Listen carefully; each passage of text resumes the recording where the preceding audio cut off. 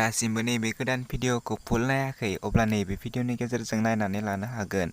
Hello लोगोफोर, नोंथांमोननि गेजेराव आरोबाव मोनसे गोदान भिडिअनि आपडेट लानानै फैलायबाय। बे गोदान भिडिअनि फुल आपडेटखौ मिथिनो थाखाय बे भिडिअखौ जोबजासिम नायलां।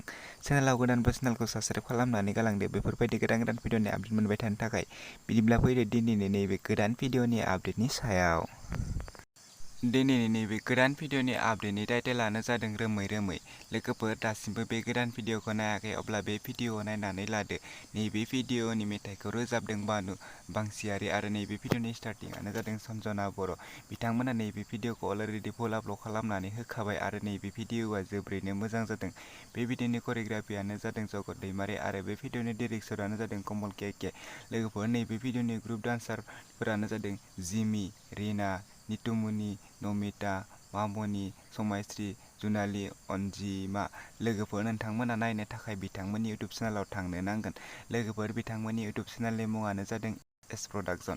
नोंथांमोना बिथांमोननि नैबे इउटुब चेनेलाव थांनानै बिथांमोननि बे गोदान भिडिअखौ नायहैदो आरो बिथांमोननि चेनेलखौ दासिमहालागै साबस्क्राइब खालामाखै अब्ला बिथांमोननि चेनेलखौबो साबस्क्राइब खालामनानै होदो बेफोरबायदि गोदान भिडिअनि आपडेट मोनबाय थानो थाखाय।